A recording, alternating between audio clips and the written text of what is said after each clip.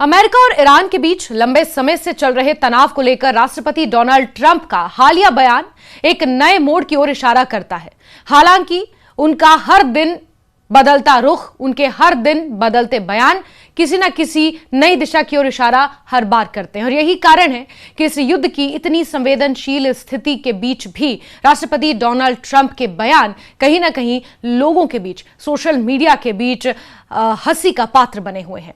बहरहाल एक बार फिर से राष्ट्रपति डोनाल्ड ट्रंप ने बयान दिया है। उन्होंने संकेत दिया कि यह संघर्ष अगले 2 से 3 हफ्तों के भीतर खत्म हो सकता है, भले ही कोई औपचारिक समझौता ना हो। यह बयान सिर्फ एक सामान्य राजनीतिक टिप्पणी नहीं है, बल्कि इसके पीछे कई रणनीतिक, सैन्य और भू राजनीतिक अर्थ छिपे हुए हैं, जिन्हें समझना जरूरी है। ट्रंप का कहना है कि अमेरिका ने अपने मुख्य सैन्य लक्ष्य हासिल कर लिए हैं, जिनमें सबसे प्रमुख था ईरान को परमाणु हथियार हासिल करने से रोकना। उनके अनुसार मौजूदा हालात में ईरान उस स्थिति में नहीं है कि वो परमाणु हथियार विकसित कर सके। इस दावे के जरिए ट्रंप का यह संदेश देने की कोशिश कर रहे हैं कि अमेरिका ने अपनी प्राथमिक सुरक्षा चिंता को काफी हद तक नियंत्रित कर लिया है, कंट्रोल कर लिया है। हालांकि इस तरह के दावे अक्सर अंतर्राष्ट्रीय स्तर पर विवादित होते हैं, क्योंकि परमाणु कार्यक्रम जैसे मुद्दे जटिल होते हैं और उनकी पुष्टि केवल सैन्य कार्रवाई से नहीं की जा सकती। इस पूरे घटनाक्रम में एक दिलचस्प बात यह है कि ट्रंप ने यह साफ कहा है कि युद्ध समाप्त करने के लिए ईरान के साथ किसी औपचारिक समझौते की आवश्यकता नहीं है। यह पारंपरिक कूटनीति से अलग दृष्टिकोण को दर्शाता है। आमतौर पर किसी भी सैन्य संघर्ष के अंत में एक समझौता या संधि होती है जो भविष्य के संबंधों की दिशा तय करती है, जैसे भारत और पाकिस्तान के बीच सीज फायर का समझौता है। लेकिन ये ट्रंप का रुख ये संकेत देता है कि अमेरिका यूनिलेटरल तरीके से भी इस संघर्ष से बाहर निकल सकता है, यानी कि खुद ही डिसीजन ले लेगा कि हम इस संघर्ष का हिस्सा नहीं हैं और फिर इस संघर्ष से बाहर निकल जाएगा। ये बायलेटरल संधियों या 2 देशों के बीच किसी समझौते की स्थिति से बिल्कुल अलग है। इसका मतलब यह हो सकता है कि अमेरिका अपनी रणनीतिक प्राथमिकताओं के अनुसार फैसले ले रहा है, ना कि पारंपरिक अंतर्राष्ट्रीय प्रक्रियाओं के अनुसार। ट्रंप ने यह भी दावा किया है कि ईरान में सत्ता परिवर्तन यानी कि रिजीम चेंज हो चुका है।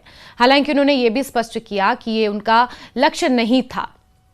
यह बयान कई सवाल खड़े करता है कि क्या वास्तव में ईरान की राजनीतिक संरचना में कोई बड़ा बदलाव आया है, लेकिन जहां तक तस्वीरें हैं उसके मुताबिक तो नहीं, या केवल अमेरिकी दृष्टिकोण से स्थिति का आंकलन है, यानी कि अमेरिका और अमेरिकी राष्ट्रपति डोनाल्ड ट्रंप सिर्फ अपने बलबूते इस तरह का एक नैरेटिव गढ़ने की कोशिश कर रहे हैं या बयान दे रहे हैं।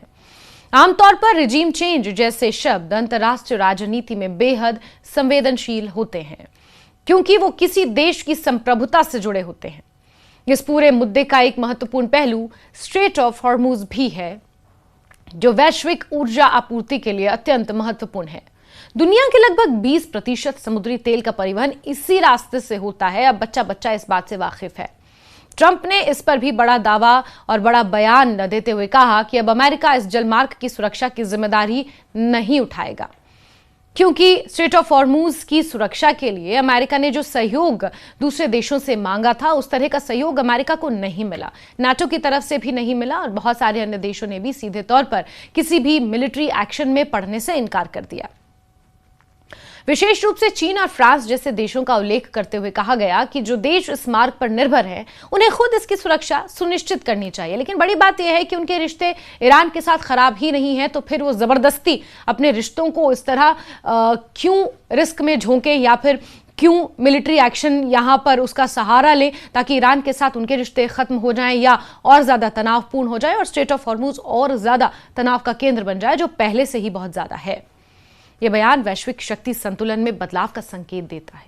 लंबे समय से अमेरिका मध्य पूर्व यानी कि मिडिल ईस्ट में सुरक्षा प्रदाता की भूमिका निभाता रहा है, खासकर तेल आपूर्ति से जुड़े क्षेत्रों में। लेकिन अब यदि अमेरिका पीछे हटता है तो इससे क्षेत्रीय और वैश्विक शक्ति समीकरण बदल सकते हैं। चीन, जो दुनिया का एक बड़ा ऊर्जा उपभोक्ता है, इस क्षेत्र में अपनी भूमिका बढ़ा सकता है। और चीन के तो ईरान के साथ रिश्ते भी अच्छे हैं। वहीं यूरोपीय देशों को भी अपनी ऊर्जा सुरक्षा के लिए नए कदम उठाने पड़ सकते हैं। वहीं ट्रंप के बयान में एक और महत्वपूर्ण पहलू उनकी सैन्य शक्ति को लेकर भी की गई टिप्पणियां हैं। उन्होंने दावा किया कि अमेरिकी सेना ने ईरान की सैन्य क्षमताओं को काफी हद तक नष्ट कर दिया है, यहां तक कि उसके एयर डिफेंस सिस्टम भी निष्क्रिय हो चुके हैं। उन्होंने यह भी कहा कि अमेरिकी विमान तेहरान के ऊपर बिना किसी बाधा के उड़ान भर रहे हैं। इस तरह के दावे आमतौर पर मनोवैज्ञानिक दबाव बनाने के लिए भी किए जाते हैं ताकि विरोधी पक्ष बातचीत के लिए मजबूर हो। ट्रंप ने अपने बयान में वेनेजुएला का भी उल्लेख किया और वहां हुए सैन्य घटनाक्रम को अविश्वसनीय बताया।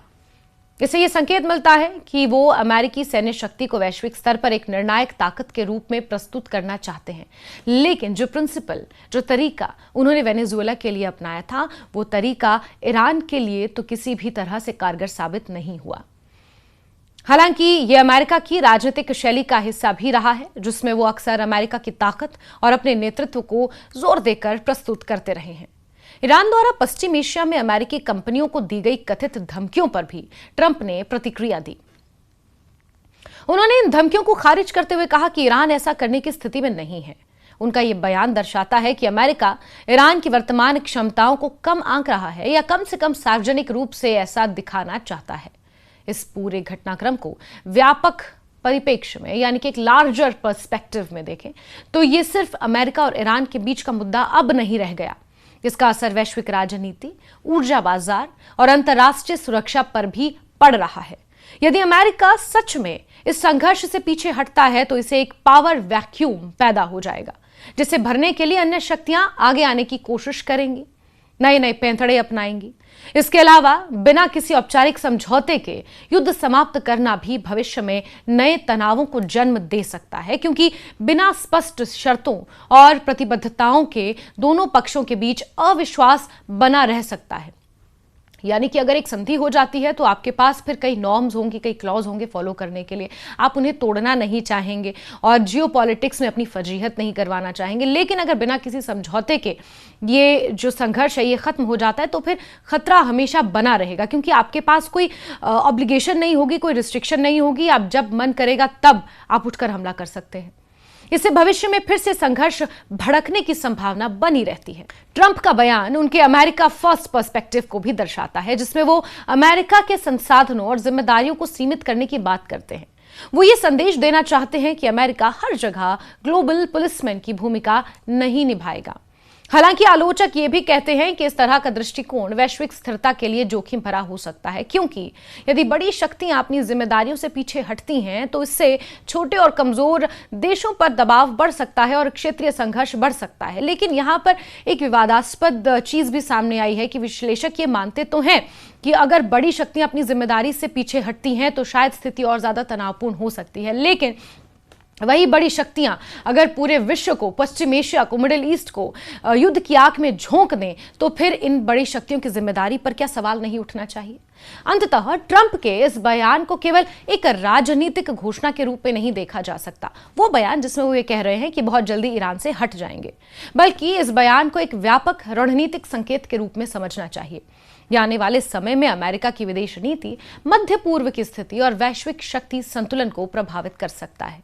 लेकिन अब देखना महत्वपूर्ण होगा कि आने वाले 2 से 3 हफ्तों में क्या सच में ऐसा होता है? क्या अमेरिका सच में ईरान से पीछे हट जाता है? क्या कोई इनडायरेक्ट समझौता होता है, या फिर ये केवल एक रणनीतिक बयान ही साबित होता है, जैसे कि राष्ट्रपति डोनाल्ड ट्रंप के हर दिन बदलते बयान? अब इन सवालों के जवाब ही इस पूरे घटनाक्रम की वास्तविक दिशा को तय करेंगे।